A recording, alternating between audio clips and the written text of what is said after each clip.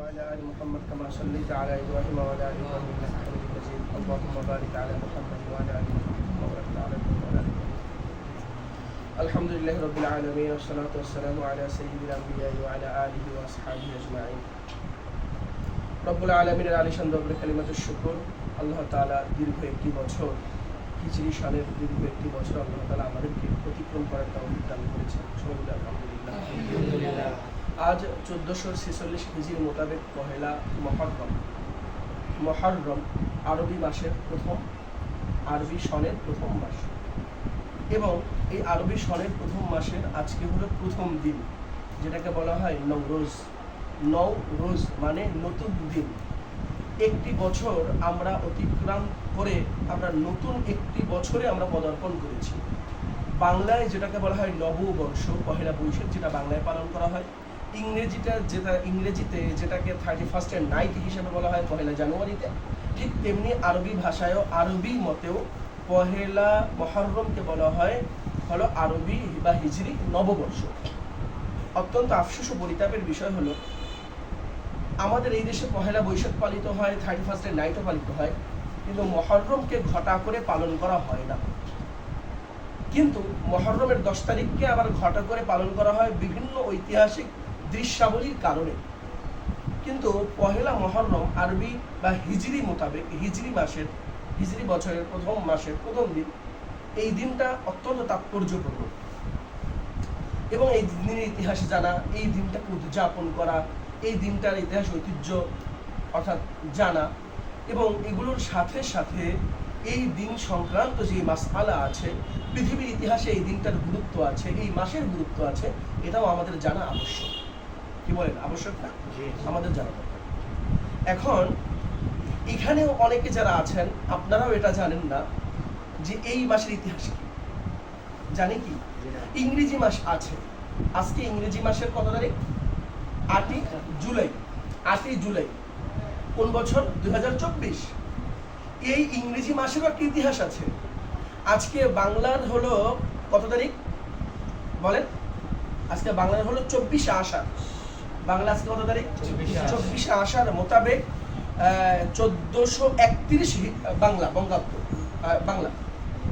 তো এই বাংলারও একটা ইতিহাস আছে, বাংলা সনেরও একটা ইতিহাস আছে, ইংরেজি সনেরও একটা ইতিহাস আছে, তেমনি ভাবে আরবি সনেরও একটা ইতিহাস আছে। সংক্ষিপ্ত আকারে আমরা এইটা নিয়ে সংক্ষেপে আলোচনা করব। আরবি এই সনটাকে বলা হয় হিজরি সন। কি বলে ভাই? হিজরি সন। আস-সানাতুল হিজরিয়া বা হিজরি বছর। হিজরি বছর, দেখেন এই হিজরি শব্দটার মধ্যে, হিজরি শব্দের মধ্যে হা জিম র ইয়া এবং গুলতা, হিজরিয়া, হিজরি।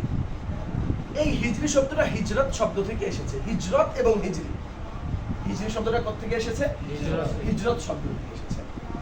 মহানবী সাল্লাল্লাহু আলাইহি ওয়াসাল্লামের একটি ঐতিহাসিক গুরুত্বপূর্ণ ঘটনা হলো, তিনি মক্কার কাফেরদের নিপীড়ন নিষ্পেষণ থেকে বাঁচার জন্য সাহাবায়ে কেরামদেরকে নিয়ে তিনি হিজরত করেছিলেন মদিনা মুনওয়ারায়।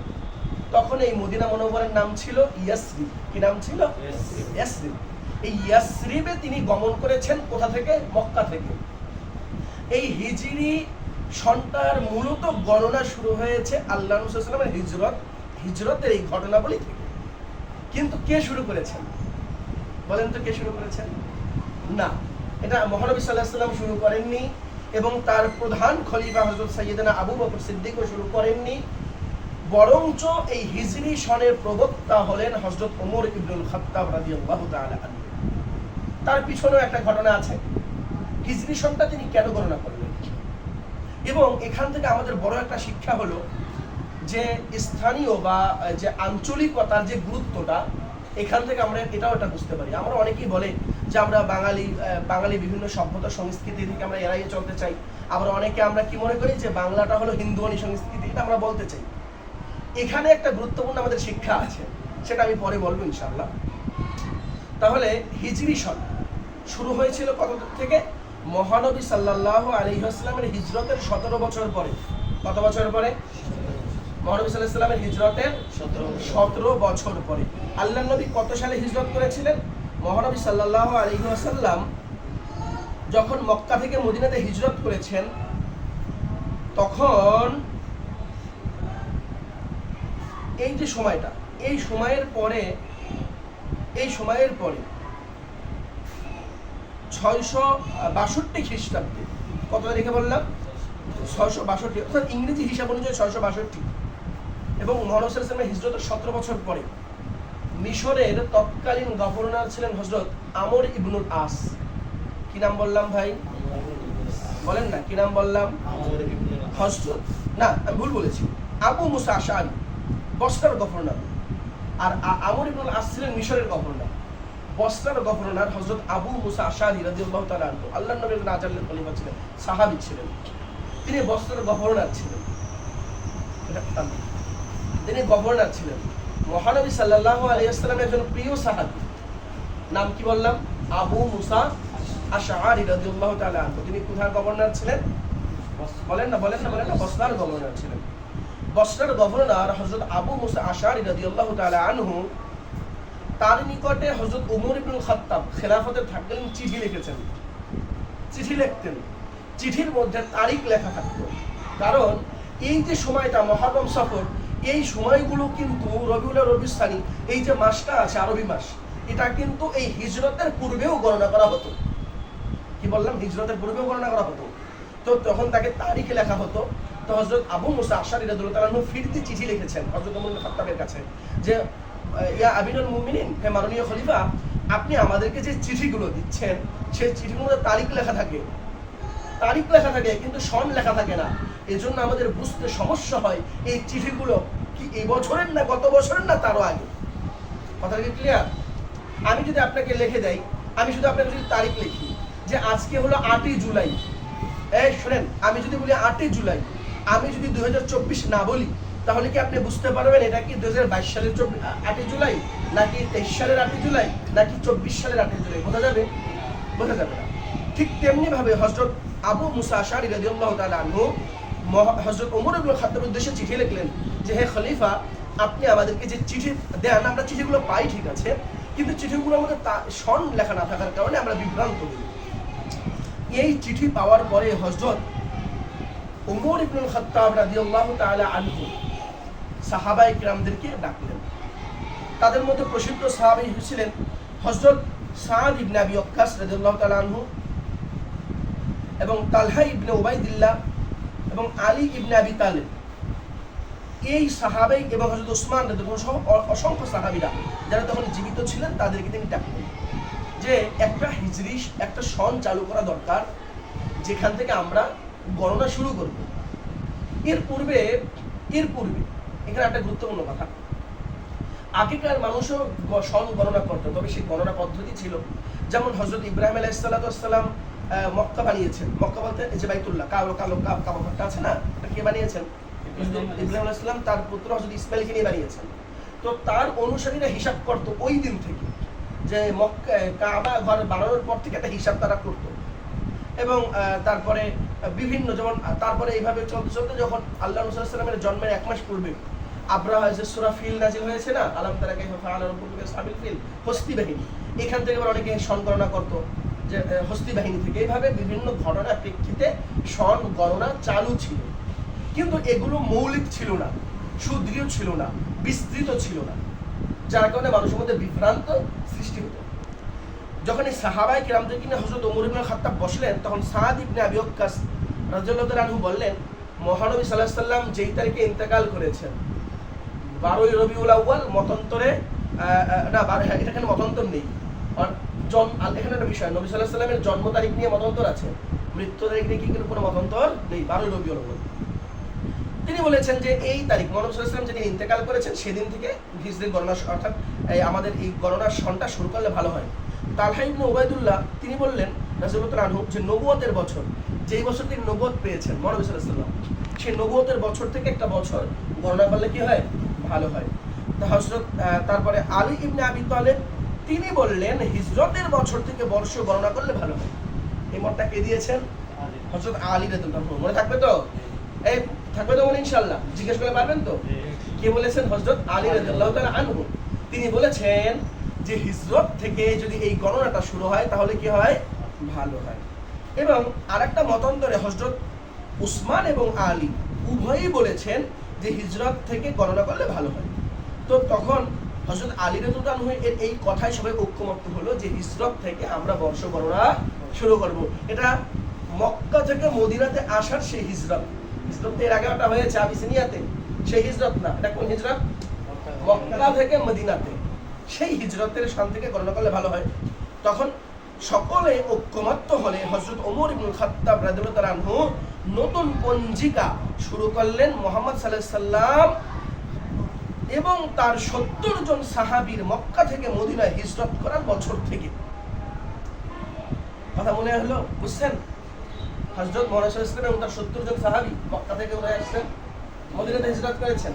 এই হিজরতের সময় থেকে তখন এই নতুন বর্ষ পঞ্জিকা শুরু। এখন এই বর্ষ থেকে শুরু করে তাহলে আজকে যেই আমরা হিসাব করি, যেমন আজকে 1446 হিজরি, আজকে 1446 হিজরি, আজ থেকে 1446 বছর পূর্বে মহানবী সাল্লাল্লাহু আলাইহি সাল্লাম মক্কা থেকে মদিনাতে হিজরত করেছেন। বিষয়টা হিসাবটা বুঝছেন তো? মনে থাকবে ইনশাআল্লাহ। তারপরে আসেন মাস সমূহ, যে প্রতিটি হিজরি বছরে 12টা মাস আছে। কয়টা মাস বললাম? এখন হিজরি বছরটা শুরু হয় কিভাবে? হিজরি বছরটা কিভাবে শুরু হয়? চন্দ্র দেখে, চাঁদ দেখে। আপনারা জানেন চাঁদ হিজরি প্রতি 1 মাস পর পর নতুন চাঁদ ওঠে। বিষয়টাকে আপনারা লক্ষ্য করেছেন? চাঁদ কিন্তু খুব চিকন করে ওঠে, তারপরে সে 1 মাস আকাশে ভেসে বেড়ায় এবং সে পরিপূর্ণ চাঁদে রূপান্তরিত হয়। চাঁদের 2টা আরবি আছে, আরবি হয়তো আরো আছে, প্রসিদ্ধ 2টা আরবি আছে। একটা হলো কমারুন আর একটা হলো হিলালুন। একটা হলো কমারুন আর একটা হলো হিলালুন। কমার অর্থ চন্দ্র বা চাঁদ, আর হিলাল অর্থ নতুন চাঁদ। হিলাল অর্থ চিকন যে বাঁকা চাঁদটা আছে ওটাকে বলা হয় হিলাল। আরটা হলো পরিপূর্ণ চাঁদ, এই ফুটবলের মতন যেটা দেখা যায় আকাশে থাকে না, ভেসে বেড়ায়, এটাকে বলা হয় কমার। তো এই হিলাল বা নতুন চাঁদ একেবারে চিকন করে তরবারির মতন করে চিকন করে যেটা ওঠে এটাকে বলা হয় কমার। এই চাঁদ শুরু হয় যেদিন থেকে চাঁদ ওঠে ওই দিন থেকে মাস গণনা শুরু করি আমরা। যেমন আজকে মুহররমের 1 তারিখ, গতকালকে সন্ধ্যায় কিন্তু আমরা চাঁদ দেখেছি। মহানবী সাল্লাল্লাহু আলাইহি সাল্লাম মাসের চাঁদ দেখতেন এবং অন্য সাহাবীদেরকে চাঁদ দেখাতেন, এবং চাঁদ দেখার একটা দোয়াও কিন্তু আলাদা আছে। নতুন চাঁদ দেখার একটা কি আছে? দোয়া আছে। ফুকাহা কেরামগণ বলেছেন হিজরি সন গণনা করা অত্যন্ত আবশ্যকীয়। অনেকে তো এটাকে ফরজে কিফায়া পর্যন্ত বলেছেন যে এটা গণনা করা আবশ্যক। কেউ না কেউ এটা গণনা না করলে কি হবে? সবাই গুনাহগার হবে। আচ্ছা, তাহলে এই যে হিজরি সন, তাহলে কয়টা মাসে? 12 মাস। কয় মাস বলেন? 12 মাস। 12 মাস কি কি বলেন একজন? মুহররম, সফর, রবিউল আউয়াল, রবিউল সানি, জুমাদুল উখরা, জুমাদুল সানি, রজব, শাবান, রমাদান, শাওয়াল, জিলকাদ, জিলহজ। এই প্রত্যেকটা মাসের স্বতন্ত্র অনেক গুরুত্ব আছে। প্রত্যেকটা মাসের গুরুত্ব আছে, অনেক গুরুত্ব। যেমন এই যে মুহররমের অনেক গুরুত্ব আছে। মুহররমের 10 তারিখে ঐতিহাসিক অনেক ঘটনা আছে। তারপরে সফরের ঘটনা আছে প্রত্যেকটা। বিশেষত রমজান মাস, আরবি মাস অনুযায়ী কিন্তু আমরা রমজান হিসাব করি। কি বলেন? রমজানটা কোন হিসেবে হয়? আরবি হিসেবে। জিলহজ হজের মাস। এবং আরবি 4টা মাস আছে সম্মানিত। আরবির কয়টা মাস আছে সম্মানিত? 4টা। এর শুহুরুল হুরুম বলে এদিকে। কি বলে ভাই? শুহুরুল হুরুম বলেন না? শুহুরুল হুরুম। তো এই শুহুরুল হুরুম হলো 4টা। কয়টা? সম্মানিত 4 মাস বলে এগুলোকে। কি বলে ভাই? সম্মানিত 4 মাস। এই সম্মানিত 4 মাস কি কি? এক সম্মানিত মাস কি কি বলেন? হ্যাঁ, মুহররম। আর কি? এই 4 মাসে একটা নম্বর হলো জিলকাদ, জিলহজ, মুহররম ও রজব। বলেন জিলকাদ, জিলহজ, মুহররম এবং রজব। এই 4টা মাসকে বলা হয় সবথেকে সম্মানিত মাস। আরবের বেদুইনরা সারা বছর যুদ্ধ বিগ্রহ করলেও এই 4 মাস তারা সকল প্রকার যুদ্ধ বিগ্রহ থেকে কি থাকতো? বিরত থাকতো। এই 4টা মাসকে তারা অত্যন্ত গুরুত্ব দেয় এবং এই 4 মাসের ব্যাপারে মহানবী সাল্লাল্লাহু আলাইহি সাল্লামের হাদিসও আছে এবং আরো অনেক রিওয়ায়াত পাওয়া যায়। তো যাই হোক, তাহলে আমরা এই পর্যায়ে কি জানলাম? সংক্ষিপ্ত করে হিজরি সনের জানলাম কিনা? ইতিহাসটা জানলাম কিনা? হিজরি সনের ইতিহাস জানলাম কিনা? কারণ এই হিজরি সন আমাদের জন্য গণনা করা আবশ্যক। কি বলেন? প্রত্যেকের সংস্কৃতিকে প্রচার করতে চায়, প্রত্যেকের ইতিহাসকে প্রচার করতে চায়, তাদের সভ্যতাকে প্রচার করতে চায়। আমরা মুসলমান হিসাবে, আমরা তালিবুল ইলম হিসাবে আমাদের উচিত আমাদের প্রকৃত সংস্কৃতি, একটা হলো বাংলা, এটা তো আমরা বাংলা আমাদের জন্মভূমি, আমরা বাংলা হিসাব করব, কিন্তু আমি একজন মুসলিম হিসাবে ইসলামকে গুরুত্ব দেওয়া আমার জন্য সব থেকে আবশ্যক। কথা মনে হয় বোঝাতে পারিনি। ইসলামকে গুরুত্ব দেওয়া সব থেকে আমাদের জন্য আবশ্যক, যেহেতু ইসলামের একটা ঐতিহ্যবাহী ধারাকে লালন করে ধারণ করে এই আরবি মাস শুরু হয়েছে, এবং আরবি ইসলামের যতগুলো গুরুত্বপূর্ণ সিদ্ধান্ত সবগুলো আরবি মাস কেন্দ্রিক। তাহলে আমাদের কি উচিত? এই সনের গণনা জানি রাখা। কি রাজি আছেন না ইনশাআল্লাহ? এখন থেকে আমরা অফিসের কার্যক্রমে ইংরেজি ব্যবহার করব, সেটা আলাদা বিষয়, কিন্তু আমরা সবাই চেষ্টা করব আমরা আরবি সনটাকেও প্রতিষ্ঠিত করার জন্য, আরবিটাকেও আমরা প্রচার করার জন্য। আরবি এই সন আমাদের ইজ্জতের, আমাদের সম্মানের স্মারক, আমাদের ধারক। রাজি আছি না সবাই ইনশাআল্লাহ? আল্লাহ তাআলা আমাদের সবাইকে আরবি মাসের গুরুত্ব বোঝার তৌফিক দান করুন, এবং আরবি বলতে ইসলামের ইতিহাস ঐতিহ্যকে জানার, বোঝার এবং এগুলো ধারণ করার, এগুলো অনুযায়ী নিজের জীবন পরিচালনা করার তৌফিক দান করুন। আমিন। ওয়া মা আলাইনা ইল্লাল বালাগ। আসসালামু আলাইকুম।